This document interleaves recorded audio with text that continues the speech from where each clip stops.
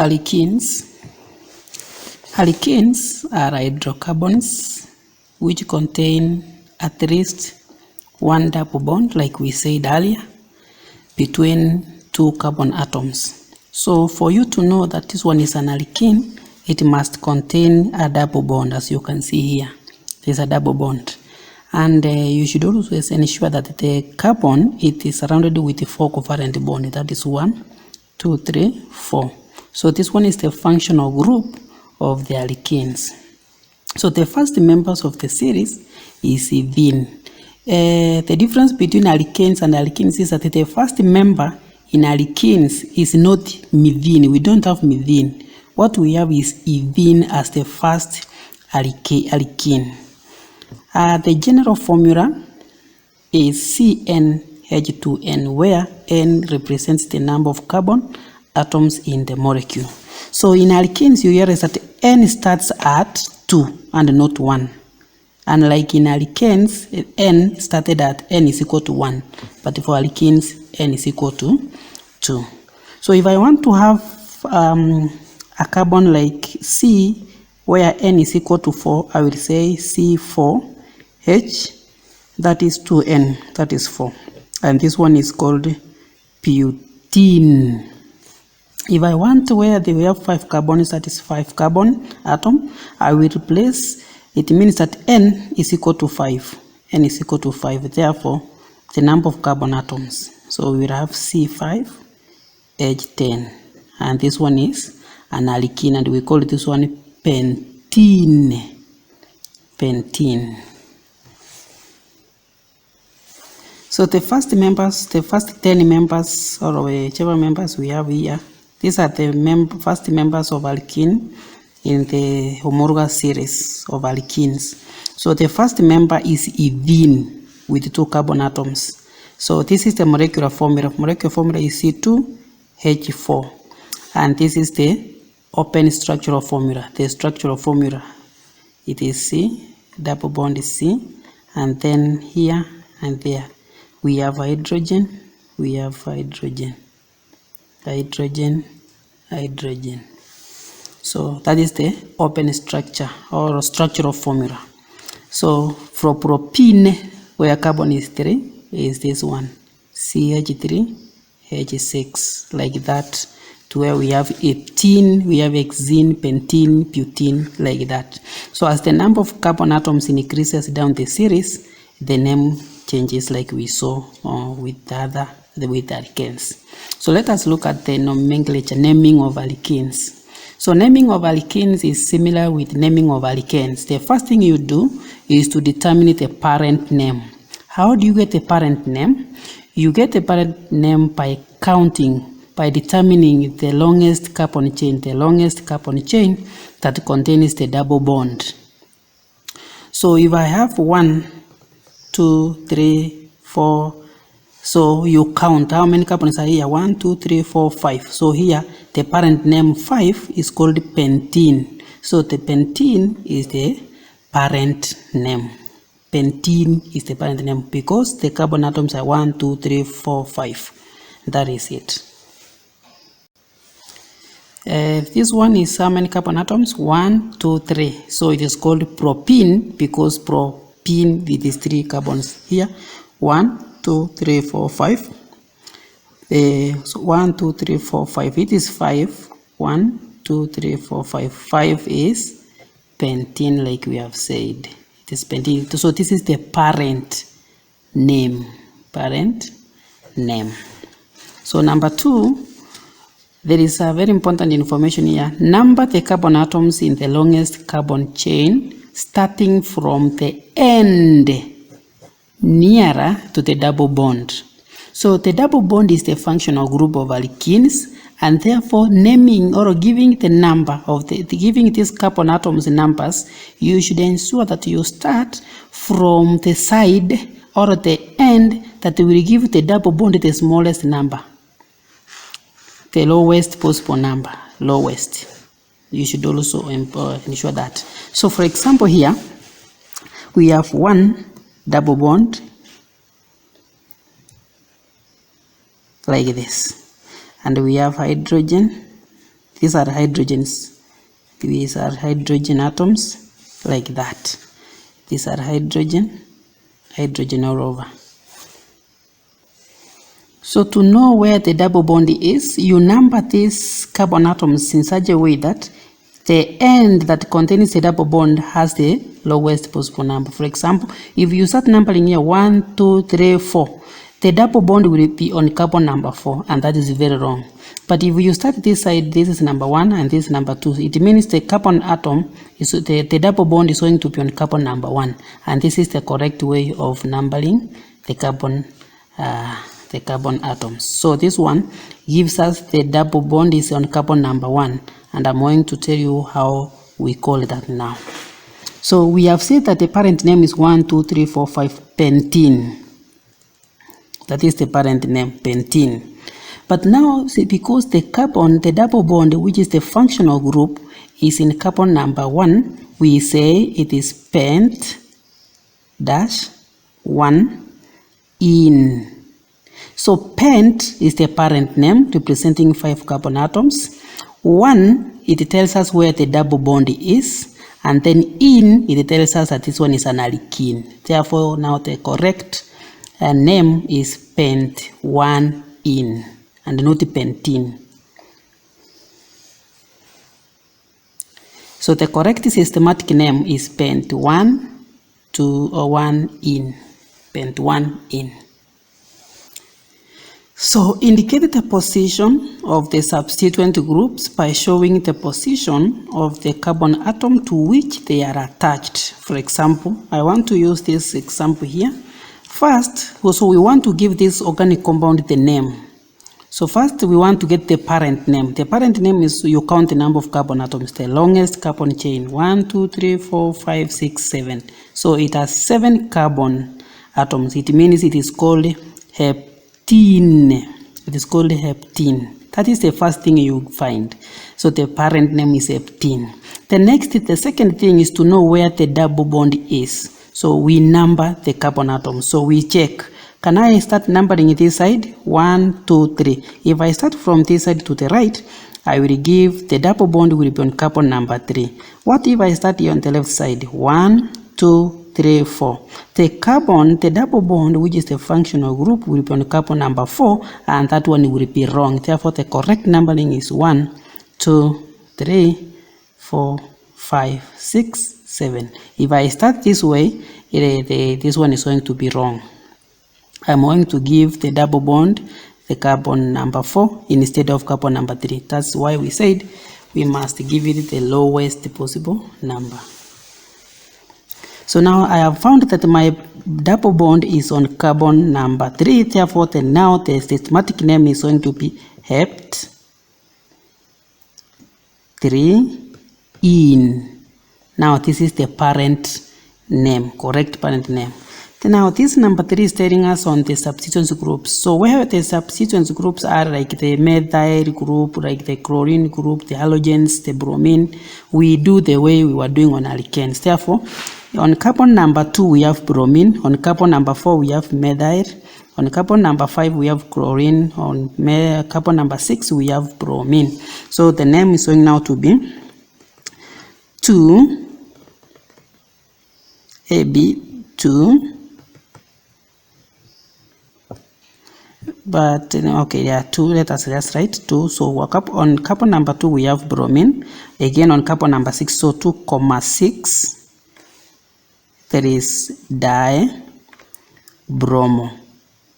We talked about this one on the previous video. So the next one, on carbon number 4 we have methyl, on carbon number 5 we have chloro. So dash carbon number 5 we have chloro, and then dash on carbon number 4 we have methyl group. This one is called methyl, and then finally we write the name, the parent name, hept3 in. So you realize you should check on the alphabetical order, A, B, C, D. So C comes before D. Therefore, the correct way of writing this one is not this one. This one is wrong. Why? This one should come first before D, dibrom, right? So now the correct numbering is 5 chloro, yes, dash 2, 3, 6 dibromo, dash 4 methyl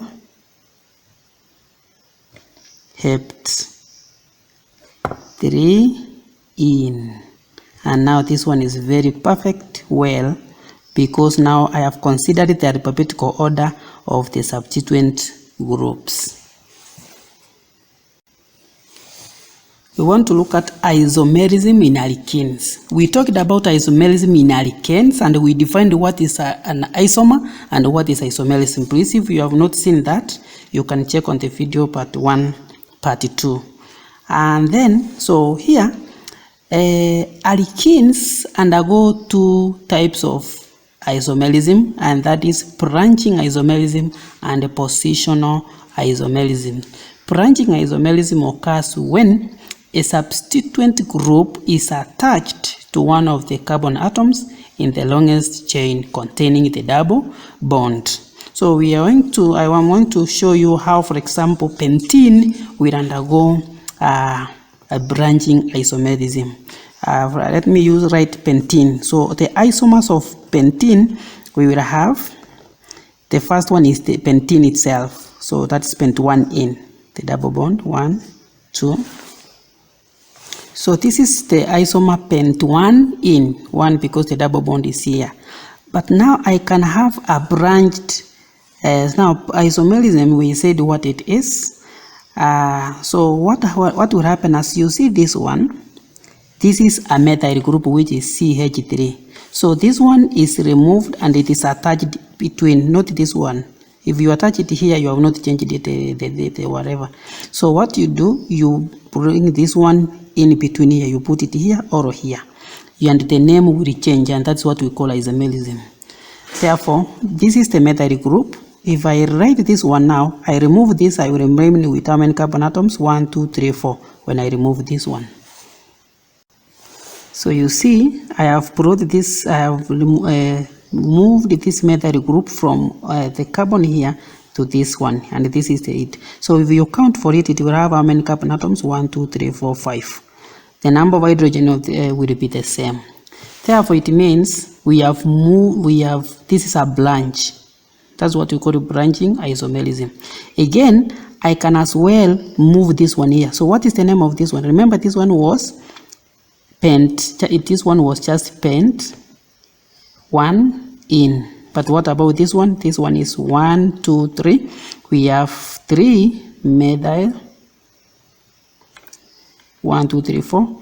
But 1 in. You see the name has changed.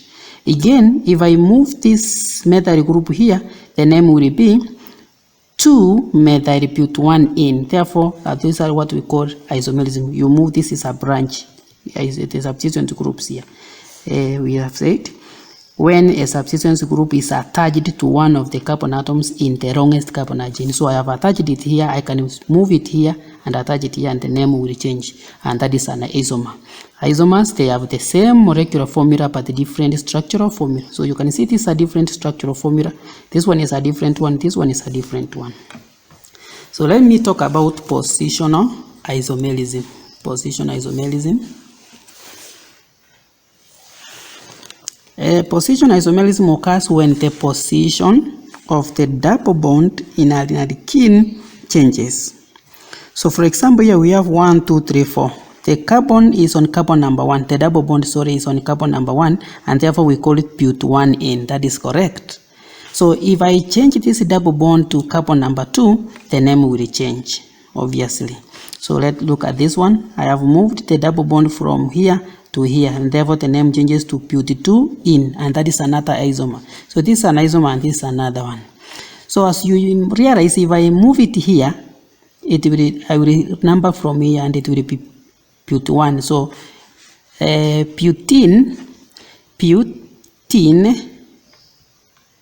butene has got only how many isomers? 3 of them. But1 in, actually 2. but1 in and but2 in. These are the only positional isomers we can have. So we can look at pentene. Pentene, this is pent1 in. So if you move the double bond here, we will have pent2 in. This is what we call positional, where the position of the double bond changes as you move it to another carbon atom. So how are alkenes prepared in the lab? It is very important for you to know because this one is very important during the chart question, the flow chart question. So alkenes are prepared by dehydrating of their corresponding alkanols using concentrated sulfuric acid. Ethene can be prepared by dehydrating ethanol using concentrated sulfuric acid. So how is ethene prepared? It is prepared by removing water from ethanol and you form ethene gas. So it is important you know that, and it is also important to know everything in this setup. Ethene is collected over water. It means it is slightly soluble in water. That's a physical. We use sodium hydroxide here. Why do we use this sodium hydroxide solution in this conical flask? What is the function of concentrated sulfuric acid? It must be concentrated and not dilute. Here we have ethanol. What is the use of the sand bath? So I will help you to answer those questions very fast.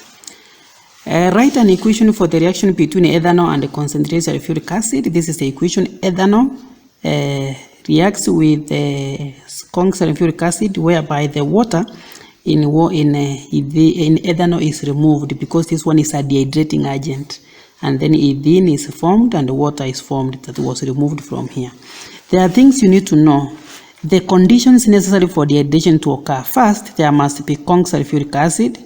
That's one condition, and then the next one, you can see there is heat. Therefore, there must be a temperature of 160 degrees to 180 degrees. There must be a temperature of this range, 160 degrees to 180 degrees. So I've given you two conditions that are necessary for dehydration to occur. There must be a sulfuric acid and this process is called dehydration, where water is removed. The removal of water molecules from ethanol is called dehydration process. Sulfuric acid is a dehydrating agent.